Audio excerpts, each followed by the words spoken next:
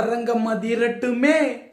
தலைவருடைய ஆடியோ லான்ச்சுன்னு எல்லாரும் நினச்சிட்டு இருக்காங்க. தலைவரோட ஆடியோ லான்ச்சும் இல்லை, தலைவருடைய ட்ரைலர் லான்ச்சும் இல்லை. இது ரெண்டும் நடக்குது. ஆனால் அங்கே நடக்க போகிற விஷயங்களே வேற. என்ன அப்படின்னு பார்த்தீங்க அப்படின்னா, தலைவருடைய 50வது சினிமா துறையில் 50 ஆண்டுகளை கடந்ததை கொண்டாடக்கூடிய வகையில் பார்த்தீங்கன்னா அந்த நிகழ்வு நடக்க போகுது. ஆகஸ்ட் 2. எவ்வளோ பேர் பார்த்தீங்க அப்படின்னா தலைவருடைய இந்த 50வது விழாவில் தலைவர் என்ன பேச போகிறாரு, தலைவர் என்ன செய்தியை சொல்ல போகிறாரு அப்படின்னு சொல்லிட்டு லோகேஷ்லேருந்து படத்தில் நடித்த அத்தனை பேரும் வெயிட்டிங்கில் இருக்காங்க. கலாநிதி மாறன் அவர்கள் என்ன பேச போகிறாரு, நாகார்ஜுனா என்ன பேச போகிறாரு, உபேந்திரா என்ன பேச போகிறாரு, எல்லாரும் பயங்கரமான எதிர்பார்ப்புடன் காத்துட்டு இருக்கும். அந்த நிகழ்வு பார்த்தீங்கன்னா ஆகஸ்ட் 2ஆம் தேதி நடக்க போகுது. நமக்கு எல்லாம் திருவிழா தான். ரசிகர்களுடைய தலைவரோட ரசிகர்கள் தொண்டர்கள் அவங்களுக்கெல்லாம் பார்த்தீங்கன்னா திருவிழா ஆரம்பிச்சிருச்சு. ஆகஸ்ட் 2லேருந்தே ஸ்டார்ட் பண்ண போகுது. ஏன்னா ட்ரைலரும் அன்னைக்கு தான் லான்ச் ஆக போகுது. மிகப்பெரிய ஒரு ஸ்பீச் தலைவர்கிட்ட இருக்க போகுது. அது என்ன பேச போறாரு, ரொம்ப நாள் கழிச்சு ஆடியோ லான்ச்சில் வரப்போறாரு. ஆல்ரெடி ஜெயிலரில் அவர் பேசும்போதே வேற மாதிரி ஒரு பெரிய மாஸ் கிரியேட் ஆச்சு. அதுக்கப்புறம் பார்த்தீங்கன்னா ஜெயிலரை வேற எங்கேயோ கொண்டு போய் நிறுத்தியிருக்கு. இன்னைக்கு கூலிக்கு பார்த்தீங்க அப்படின்னா மிகப்பெரிய எதிர்பார்ப்பு கூடியிருக்கு. எந்த சேனலில் திருப்பினாலும் லோகேஷ் அவர்கள் பேட்டி கொடுத்துட்ருக்காரு, இந்த பக்கம் உபேந்திரா பேட்டி கொடுத்துட்ருக்காரு. இன்னும் நாட்கள் இருக்குது. இன்னும் படத்தில் நடித்த அத்தனை பேரும் பார்த்தீங்கன்னா அத்தனை இன்டர்வியூவும் கொடுக்க போகிறாங்க. படம் வேற ஒரு லெவலில் இருக்குது அப்படிங்கிறது பல பேரும் சொல்லிட்டாங்க. அதில் லோகேஷ் சொன்ன விஷயம்தான் மிகவும் சூப்பரான விஷயம். 1000 கோடியா 2000 கோடியா அதை பற்றி எனக்கு தெரியாதுங்க. 150 ரூபா இல்லைன்னா 200 ரூபா கொடுத்து தேட்டருக்கு படம் பார்க்க வரவங்க அந்த 150 ரூபா ஒர்த்தபிள், 200 ரூபா ஒர்த்தபிளாக இருக்கிற மாதிரி நான் ஒரு படத்தை எடுத்து வச்சுருக்கேன். அந்த படம் கண்டிப்பாக உங்களுக்கு ஒரு பூஸ்ட் பம்பை கொடுக்கும், உங்களுக்கு ஒரு எனர்ஜியை கொடுக்கும், உங்களை ஒரு வேற லெவலில் என்கேஜ்மெண்ட்டாக வச்சுருக்கோம் அப்படிங்கிறதுல எனக்கு சந்தேகமே இல்லை.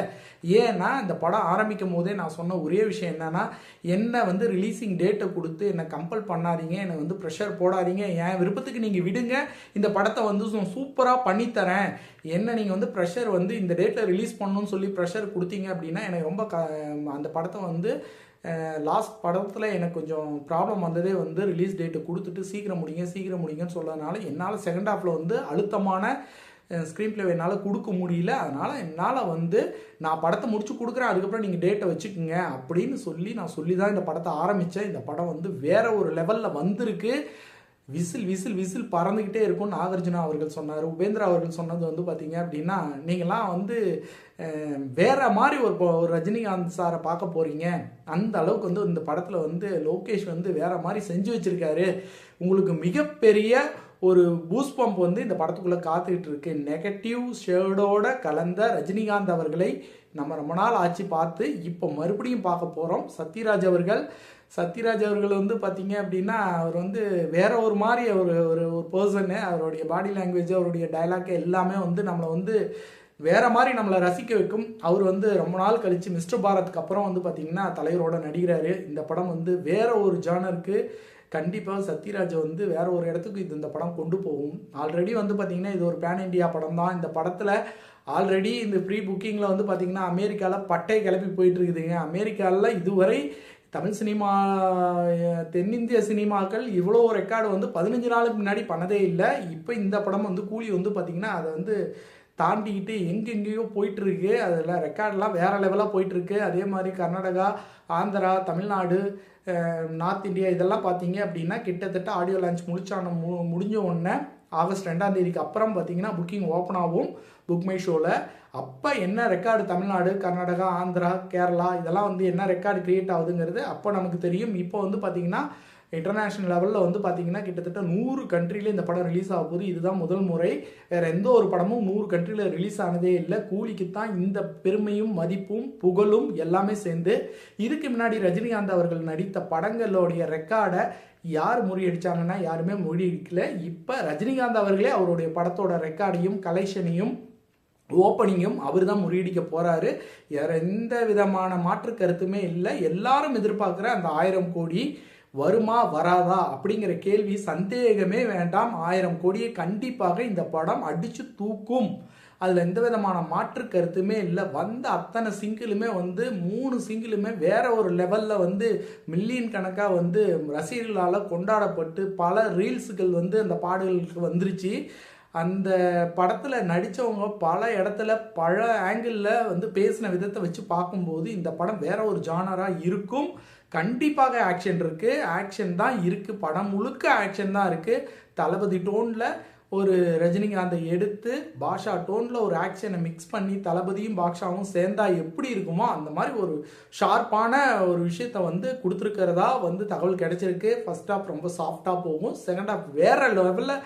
செகண்ட் ஹாஃப் ஆரம்பிச்சதுலேருந்து பார்த்தீங்க அப்படின்னா fire fire fire fire fire தான், whistle whistle whistle whistle whistle தான், பூஸ்பம் தான். செகண்ட் ஹாஃப் ஃபுல்லாகவே வந்து உங்களுக்கு எண்டில் வந்து பார்த்தீங்கன்னா அமீர் கான் வராரு. அதுக்கு முன்னாடி செகண்ட் ஹாஃப் ஸ்டார்ட் ஆனதுலேருந்து ரஜினிகாந்தோட தும்சம் தும்சம் தும்சம் கண்டிப்பாக இருக்கும். தலைவருடைய நடிப்பு வந்து பார்த்தீங்கன்னா தலைவர் எப்போவுமே தன்னை தாழ்த்தி தான் சொல்லுவார். ஐயோ லோகேஷ் எனக்கெல்லாம் நடிக்கலாம் வராது, ஏதோ நான் பண்ணுவேன் அப்படின்னு சொல்லிட்டு, நீ கமலஹாசன் நினச்சி எனக்கு இது கேரக்டர்லாம் சொல்லாத சார், நீங்கள் மிகப்பெரிய நடிகன் சார், உங்களை வந்து நான் வேறு மாதிரி நினச்சேன், ஃப்ரேமில் பார்க்கும்போது உங்களோட நடிப்பெல்லாம் வேறு லெவலாக இருக்குது சார் அப்படின்னு சொல்லிட்டு அவரே வந்து ரஜினிகாந்தை பார்த்து அவரே வந்து மிரண்டிருக்காரு. அந்த அளவுக்கு வந்து பார்த்தீங்கன்னா தலைவருடைய பர்ஃபார்மன்ஸ், அவர் சட்டனா ஒரு விஷயத்த சூப்பராக பண்ணக்கூடிய சட்டனா ஒரு விஷயத்த ஸ்க்ரீன் ப்ரெசன்ஸில் பண்ணக்கூடிய ஒரு மிகப்பெரிய திறமை வாய்ந்த நடிகர் அப்படின்னா ரஜினிகாந்த் அவர்கள் தான். அவர் ஆன் ஸ்க்ரீனும் சரி ஆஃப் ஸ்க்ரீனும் சரி நடந்தாலே வேற லெவலு. அவர் இந்த படத்தில் வேற மாதிரி நமக்கு வந்து ஒரு பயங்கரமான எதிர்பார்ப்பு இருக்கிற இடத்துல வந்து பார்த்தீங்கன்னா தலைவர் நமக்கு கண்டிப்பாக சாட்டிஸ்ஃபேக்ஷன் பண்ணியிருப்பார். அதில் எந்த விதமான மாற்று கருத்துமே இல்லை. அணி அவர்கள் வந்து பார்த்தீங்கன்னா பாட்டு நம்ம நினச்சதை விட நல்லாவே கொடுத்துருக்காரு. நமக்கு தேவை பேக்ரவுண்டு. ஆல்ரெடி வந்து ஜெயிலரில் வந்து பார்த்தீங்கன்னா வேற லெவல் வந்து பேக்ரவுண்ட் மியூசிக் கொடுத்து நம்மளெல்லாம் வந்து ஸ்க்ரீனுக்குள்ளே வந்து இப்படி இழுத்து போட்டுட்டு சூப்பர்ரா அப்படின்னு சொல்லிட்டு தலைவர் வரும்போதெல்லாம் நமக்கு வேற மாதிரி ஒரு பூஸ்ட் பம்பு கொடுத்தாரு. அதே மாதிரி ஒரு பயங்கரமான ஒரு பேக்ரவுண்ட் ஸ்கோப்பை இந்த படத்தில் கண்டிப்பாக பார்க்க முடியும். ஏன்னா ரஜினிகாந்த் அவர்கள் படம்னாவே அனிருத் அவர்கள் வேற ஒரு பரிணாமத்தில் போய் அவருடைய பேக்ரவுண்ட் மியூசிக்லாம் இருக்கும். கண்டிப்பாக நம்ம எல்லாரும் எதிர்பார்க்குற மாதிரி எல்லாரையும் சாட்டிஸ்ஃபேக்ஷன் பண்ணுற மாதிரி ஒரு படம் இருக்கும். அதில் எந்த விதமான மாற்று கருத்துமே இல்லை. பேக்ரவுண்ட் மியூசிக்லேருந்து வேற லெவலாக இருக்க போகுது. ஆக்ஷன் இதுவரை நீங்கள் பார்க்காத செகண்ட் ஹாஃப் ஃபுல்லாகவே ஆக்ஷன் தான். இந்த மாற்று கருத்துமே இல்லை. அவர் சொல்லிட்டாரு, காம்ப்ரமைஸே ஆகலை. நான் ஆக்ஷன் வைக்க வேண்டிய இடத்துல நான் வந்து இந்த ரசிகர்களுக்கு வந்து ஃபேமிலியோடு வருவாங்க, ஆக்ஷன் எப்படி ஃபேமிலியோடு வந்து ஆக்ஷனை பார்ப்பாங்க, அந்த அளவுக்கு ஒரு படத்தை எடுத்து வச்சிருக்காரு அப்படின்னு அவர் அடுத்தும் திருத்தமாக சொல்லிட்டாரு. கண்டிப்பாக காம்ப்ரமைஸை நான் பண்ணலை. நான் என்ன நினச்சனோ அந்த படத்தை வந்து ஃபுல் பேக்டு, இது ஒரு ஆக்ஷன் படம்னா இந்த ஆக்ஷன் படமாக மட்டும்தான் இருக்கணும், இதுக்குள்ளே வேற எதையும் திரிக்கக்கூடாது அப்படிங்கிறதுல நான் தெளிவாக இருந்தேன். ரஜினிகாந்த் அவர்கள்ட்டையும் தெளிவாக சொல்லிட்டேன், சார் இது இப்படி போனால் தான் நல்லா இருக்கும்னு. அதே மாதிரி அவரும் உங்கள் விருப்பப்படி நீங்கள் எடுங்க அப்படின்னு சொல்லிட்டாரு. படம் சூப்பராக வந்திருக்கு. உங்களுடைய 150 ரூபா 200 ரூபா கண்டிப்பாக ஒர்த்தபுள் அமௌண்ட்டாக இருக்குன்னு லோகேஷ் சொல்லியிருக்காரு. ரஜினிகாந்த் அவர்களுடைய ஆகஸ்ட் 2 ட்ரைலர் லான்ச்சில் ஆடியோ லான்ச்சில் அவர் என்ன பேச போகிறாருங்கிறத எல்லாரை விட நானும் வந்து எதிர்பார்ப்போட காத்துட்ருக்கேன். உங்களுக்கு இந்த வீடியோ பிடிச்சிருந்துச்சி அப்படின்னா லைக் பண்ணுங்கள், ஷேர் பண்ணுங்கள், கமெண்ட் பண்ணுங்கள். மற்றொரு வீடியோவில் சந்திப்போம். நன்றி, வணக்கம்.